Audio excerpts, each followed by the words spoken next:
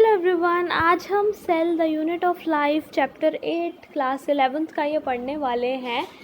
तो चलो शुरू करते हैं। तो सबसे पहले मैं जब भी सेल बोलती हूँ, जब भी मैं बोलती हूँ सेल, तो आप सेल से क्या समझ पाते हो? सेल क्या है? तो सेल हमारा structural and functional unit of life है। ठीक है, सेल स्ट्रक्चर और फंक्शनल यूनिट ऑफ लाइफ क्यों है? क्योंकि ये सेल हमारे को, हमारी बॉडी को स्ट्रक्चर देता है, सारे फंक्शंस परफॉर्म होते हैं। कैसे होते हैं मैं बताती हूँ। जैसे जो सेल होते हैं ना, वो सबसे सिंपलेस्ट होते हैं, क्योंकि हमारी पूरी बॉडी मिलियंस ऑफ सेल्स से बनी है। जैसे सेल्स होते हैं, सेल्स से बनते हैं टिश्यू। कैसे? जो cell same group of cell same function perform करते हैं, वो टिश्यू बन जाते हैं। जो लूज सेल एग्रीगेट्स होते हैं, जो सेम फंक्शन परफॉर्म करते हैं सेल, वो एक ऐसा ग्रुप बना लेते हैं। सेम सेल जो फंक्शन परफॉर्म करते हैं, दे मेक अ ग्रुप। वो ऐसे ग्रुप बना के टिश्यू फॉर्म कर लेते हैं। ये लूज सेल एग्रीगेट्स होते हैं। तो सेल से टिश्यू बनता है, टिश्यू से ऑर्गन बनते हैं, फिर ऑर्गन से हमारा क्या बनता है? Organ system. ठीक है, तो सेल सबसे सिंपलेस्ट हो गए, सेल से टिश्यू बन गए, group of cells performing the same function.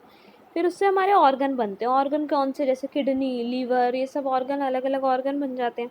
फिर ऑर्गन सिस्टम बन जाता है। जैसे ऑर्गन सिस्टम के बाद ऑर्गेनिज्म बनता है, ये तो आपको पता ही होगा।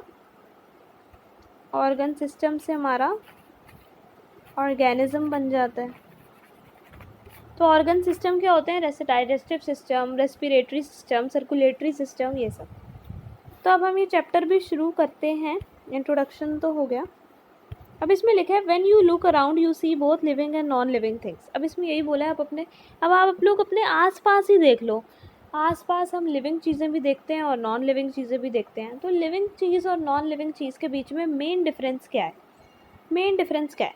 अब तुम एक चीज़ देखो, एग्जाम्पल, तुम अपने घर में देख रहे हो, बहुत लोग बैठे हैं, तुम्हारे मम्मी पापा, भाई बहन, चाचा चाची, दादा दादी, सब लोग बैठे हैं। तो वो क्या है? ह्यूमंस हैं, वो ऑर्गेनिजम्स हैं। लेकिन और कोई चीज़ देख लो, फ़ोन देख लो, चेयर देख लो, टेबल देख लो, ये सब क्या? तो ये सब नॉन लिविंग है। ठीक है, जिनको हम इनएनिमेट थिंग भी कह सकते हैं। So you must have wondered and asked yourself, what is it that makes an organism living, or what is that inanimate thing does not have which the living thing has? क्या? Cell. Cell ही एक ऐसी चीज़ है जो living में है, non living में नहीं है ना? The answer to this is the presence of basic unit of cell. ठीक है, ये बेसिक यूनिट ऑफ लाइफ है। ठीक है, so all organisms are composed of cells. Some are composed of single cell, are called unicellular organism, और like us composed of multicellular organism. तो जो cell होते हैं ना, वो भी दो टाइप के होते हैं। अब हमने ये तो पढ़ लिया कि सेल होते हैं। हाँ जी, सेल तो होते हैं। अब सेल भी दो टाइप्स के होते हैं। एक होते हैं यूनिसेलुलर, एक होते हैं मल्टीसेलुलर। यूनिसेलुलर का मतलब सिंगल सेल, एक ही सेल है। अब एक ही सेल है तो वो सारे फंक्शन एक ही सेल परफॉर्म करेगा, मतलब इंडिपेंडेंट एग्जिस्टेंस होगा। सारे फंक्शन एक ही सेल परफॉर्म करेगा, उनका इंडिपेंडेंट एग्जिस्टेंस होगा। और मल्टी सेलुलर में मैनी सेल्स, बहुत सारे सेल्स परफॉर्म करते हैं फंक्शन। तो मल्टी सेलुलर में कौन आ गए? ह्यूमंस आ गए। यूनिसेलुलर में हमारा कौन आ गया? पैरामीशियम आ गया, अमीबा आ गया, ये सब आ गए। ठीक है, लिख लो, अमीबा, पैरामीशियम, ये सब आ गए यूनिसेलुलर। ठीक है, इनमें सिंगल सेल, इनमें मल्टीपल सेल। तो इसमें यही लिखा है। ठीक है, अब यहाँ से पढ़ते हैं what is a cell. Cell क्या है? So unicellular organism capable of independent existence. मैंने यही बोला अभी, क्योंकि सारे सेल सेम एक सेल एक सारे फंक्शन परफॉर्म करेगा। ठीक है, anything less than a complete structure of cell does not ensure independent living. Cell, एक सेल से भी छोटा और कुछ नहीं होता। अगर आप किसी इंसान में एक सेल नहीं है तो मतलब वो अलाइव रह ही नहीं सकता। Hence cell is the fundamental structure and functional unit of life. फिर उसके बाद लिखे on to one Leeuwen who first saw and described living cell। तो ये पेपर में आता है कि लिविंग सेल पहला किसने डिस्क्राइब किया? तो ये ऑटो वन ल्यूवेन हुक ने डिस्क्राइब किया। अब रॉबर्ट ब्राउन जी ने क्या डिस्क्राइब किया, इन्होंने न्यूक्लियस को डिस्कवर किया। ठीक है, ये तो आपको पता ही है ना, ये कि ये हमारा एक सेल है, तो यहाँ पे सेल की होती है सेल मेम्ब्रेन, इधर होता है बीच में न्यूक्लियस। ठीक है, बीच में न्यूक्लियस, और इस साइड यहाँ पे आपका सारा साइटोप्लाज्म होता है, फ्लूइड लाइक सब्सटेंस। ठीक है, ठीक है। फिर हम पढ़ते हैं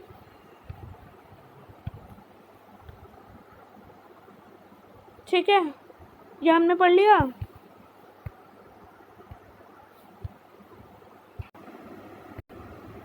फिर इसमें लिखा है कि invention of the microscope and improvement leading two electron microscope. फिर यही है कि इलेक्ट्रॉन माइक्रोस्कोप आए, माइक्रोस्कोप से हम अच्छे से स्ट्रक्चर्स को देख पाए। देन सेल थ्योरी की बात करते हैं। अब जो सेल थ्योरी है ना, ये सेल थ्योरी दो लोगों ने दी है, स्क्लीडन एंड स्क्वान। स्क्लीडन जो थे ये एक बॉटनिस्ट थे। इन्होंने 1838 में बोला कि हर इन्होंने ना बहुत सारे प्लांट्स को एग्जामिन किया, बहुत सारे प्लांट्स को देखा। फिर उन्होंने बहुत सारे प्लांट्स को देखने के बाद वो एक कंक्लूजन पर आए कि प्लांट्स में सेल होते हैं। ठीक है, plants are compose of different types of cells. अब आपको लग रहा होगा ये फालतू सी चीज़ क्या बोली इन्होंने कि प्लांट सेल से, लेकिन ये उस टाइम पे बहुत ही ज़्यादा बड़ी चीज़ थी, क्योंकि उस टाइम तक कोई ये चीज़ डिस्कवर नहीं कर पाया था। तो उन्होंने बस यही कहा स्क्लीडन ने कि प्लांट्स जो होते हैं वो सेल से मिलकर बने होते हैं। ठीक है, फिर स्क्वान जी ने बोला एनिमल्स भी सेल से मिलकर बने होते हैं। ठीक है, लेकिन इन्होंने कुछ चीज़ें एक्स्ट्रा भी ऐड करी। इन्होंने बोला स्क्वान जी ने ये भी बोला कि जो एनिमल्स हैं उनके ऊपर प्लाज्मा मेम्ब्रेन या सेल मेम्ब्रेन की आउटर लेयर भी लगी होती है, और जो प्लांट्स होते हैं उनमें प्लाज्मा मेम्ब्रेन तो होता ही है, उनमें साथ में सेल वॉल भी होता है। मतलब ऐसे, अगर ये आपका सेल है, ये न्यूक्लियस है, तो ये आपकी प्लाज्मा मेम्ब्रेन है या सेल मेम्ब्रेन कह लो, बट इसके ऊपर इसके ये तो नॉर्मल एनिमल्स में, ह्यूमंस में इतना ही होता है, लेकिन प्लांट्स में एक एक्स्ट्रा सेल वॉल भी इसके ऊपर लगा होता है। ठीक है, क्योंकि हम ह्यूमंस का क्या है, हम तो अपने आप को प्रोटेक्ट कर ही लेते हैं, लेकिन प्लांट्स को कैसे प्रोटेक्ट करें, इसलिए उनको एक एक्स्ट्रा सेल वॉल दिया हुआ है।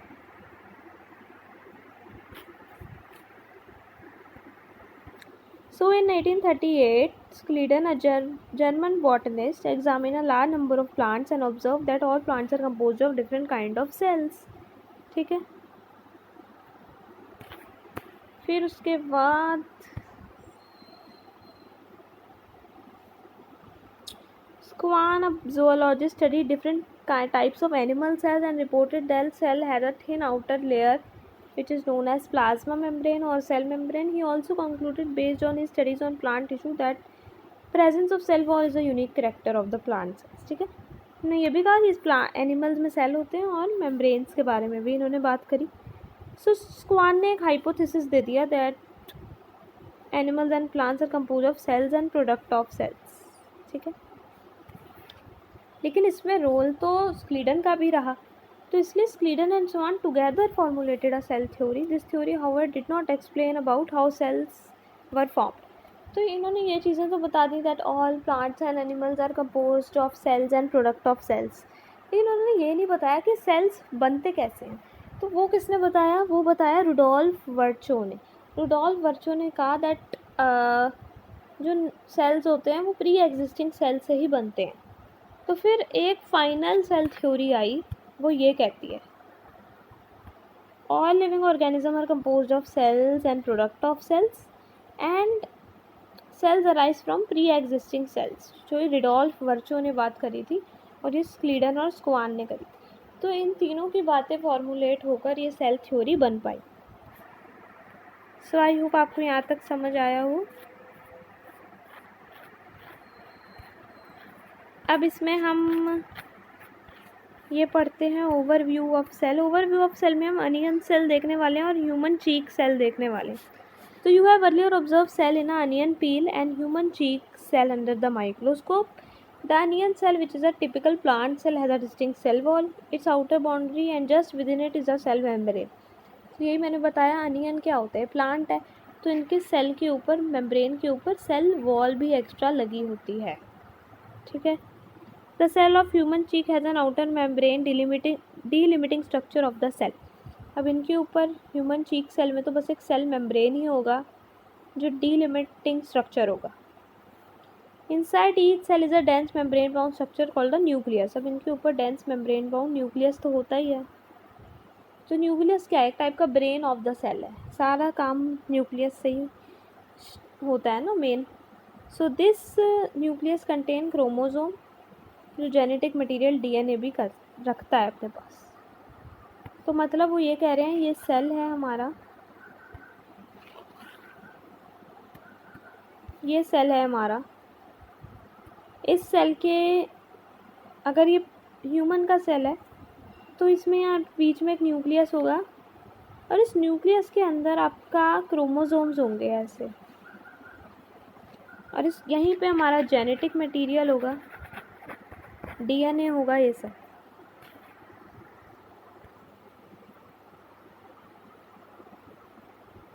Cell that have a membrane bound nucleus are called eukaryotes, where cell lack membrane bound nucleus are called prokaryotes. तो आपको यूकैरियोट्स और प्रोकैरियोट्स तो पता ही होंगे। यू मतलब ट्रू और प्रोकैरियोट मतलब प्रिमिटिव, पुराने। तो जो यूकैरियोट्स होते हैं ना, यूकैरियोट्स जो होते हैं इनके पास मेम्ब्रेन बाउंड न्यूक्लियस भी होते हैं और इनके ऑर्गेनेलीज भी मेम्ब्रेन बाउंड होते हैं, लेकिन प्रोकैरियोट में ये सब मेम्ब्रेन बाउंड नहीं होता।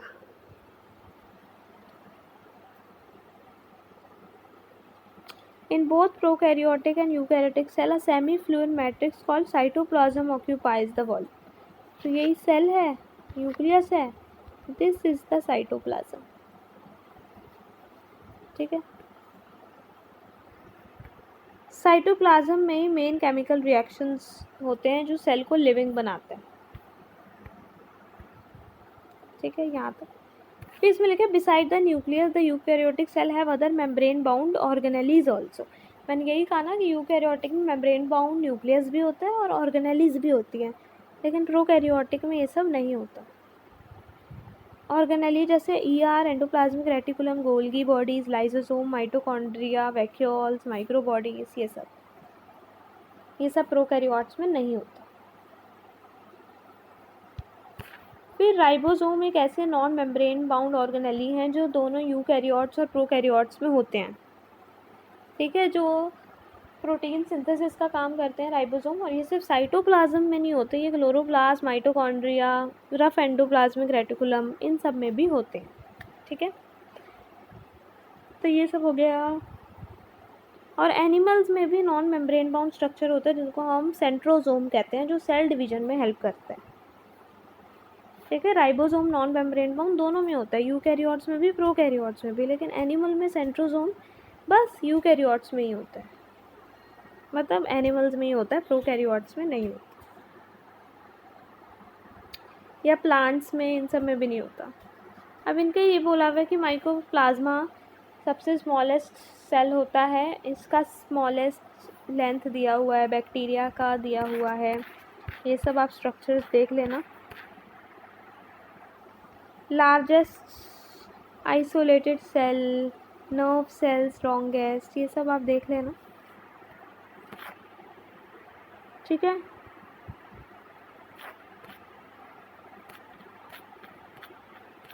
फिर ये आपके यहाँ पे सेल्स भी दिए हुए हैं, प्लांट सेल है ये,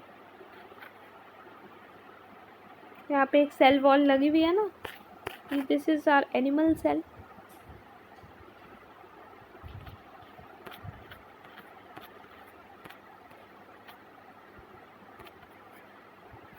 This is mitochondria.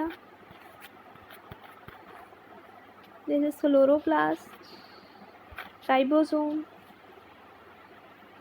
ये हम पढ़ेंगे, ये सीलिया का इंटरनल स्ट्रक्चर होता है, सीलिया एंड फ्लैजिला का।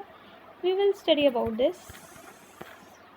Nucleus, chromosomes, this is our chapter.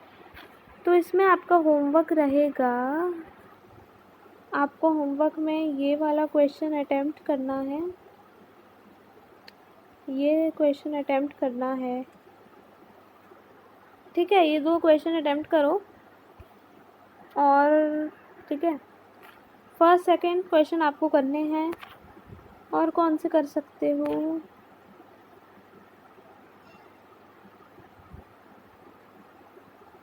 Question 9 भी कर सकते हो, क्वेश्चन 9 भी कर सकते हो, क्वेश्चन 10 भी कर सकते हो।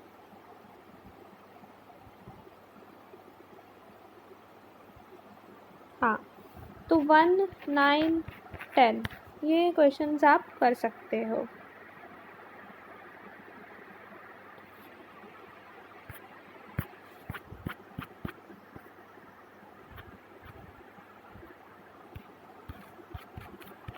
अब हम प्रोकैरियोटिक सेल्स से भी करेंगे। प्रोकैरियोटिक सेल पता ही आपको प्रिमिटिव होते हैं। प्रोकैरियोटिक सेल्स में क्या क्या आते हैं, हमारे बैक्टीरिया आते हैं, ठीक है। बैक्टीरिया में माइकोप्लाज्मा भी हम लेंगे, ठीक है। ब्लू ग्रीन एल्गे भी लेंगे, प्लूरोनिमोनिया लाइक ऑर्गेनिज्म भी लेंगे। ये छोटे होते हैं बहुत, लेकिन मल्टीप्लाई तो बहुत रैपिडली करते हैं, मतलब 1 से 2 बनना, 2 से 3 बनना। ये होते छोटे हैं but multiply more rapidly than eukaryotes, ठीक है। बाकी इनमें लेकिन फंडामेंटल सिमिलैरिटीज़ बहुत होती हैं, और इनमें हम इनकी शेप्स तो पढ़ ही चुके हैं बायोलॉजिकल क्लासिफिकेशन में। ऐसे कॉकस होते हैं, ऐसे बैसिलस होते हैं, है ना, ऐसे बैसिलस बनते हैं, ये स्पिरुला होते हैं, ऐसे ये विब्रियो होते हैं, तो ये सब आप पढ़ चुके हो। हर प्रोकैरियोटिक्स और सारे प्रोकैरियोट्स में सेल वॉल होती है एक्सेप्ट माइकोप्लाज्मा। इनके अंदर फ्लूइड मैट्रिक्स साइटोप्लाज्म होता है। इनमें मेम्ब्रेन बाउंड न्यूक्लियस नहीं होता, तो इनमें कोई भी एनवलप नहीं होता, कोई प्रोटेक्टिव मतलब न्यूक्लियर मेम्ब्रेन नहीं होती है। और इनके अंदर ना, जैसे ये आपका सेल है, ये न्यूक्लियस है, इस न्यूक्लियस के अंदर होता है जीनोमिक डीएनए, ठीक है, ठीक है। जो सिंगल क्रोमोसोम सर्कुलर डीएनए होता है, लेकिन कुछ कुछ डीएनए ना हमारे न्यूक्लियस के बाहर भी होता है। उस डीएनए, वो जो डीएनए होता है जो न्यूक्लियस के बाहर होता है, वो हमारा सेल्फ रेप्लिकेटिंग होता है, उसकी भी यहाँ पर बात करी है। Many bacteria have small circular DNA outside the genomic DNA, उसको हम प्लाज्मिड्स कहते हैं, ठीक है। मतलब ये सेल है, जो डीएनए न्यूक्लियस के अंदर होगा उसको तो हम कहेंगे जीनोमिक डीएनए, लेकिन जो बाहर होगा न्यूक्लियस के उसको हम कहेंगे प्लाज्मिड, ठीक है, which is resistant to antibiotics. फिर हम मीजोसोम की बात करते हैं। मीजोसोम आपके एक्सटेंशंस होते हैं, इनर एक्सटेंशंस या इनफोल्डिंग्स कहते हैं इनको। जैसे ये आपका सेल मेम्ब्रेन है, यहाँ पे ऐसे कुछ कुछ इनफोल्डिंग्स आपके निकल रहे होते हैं,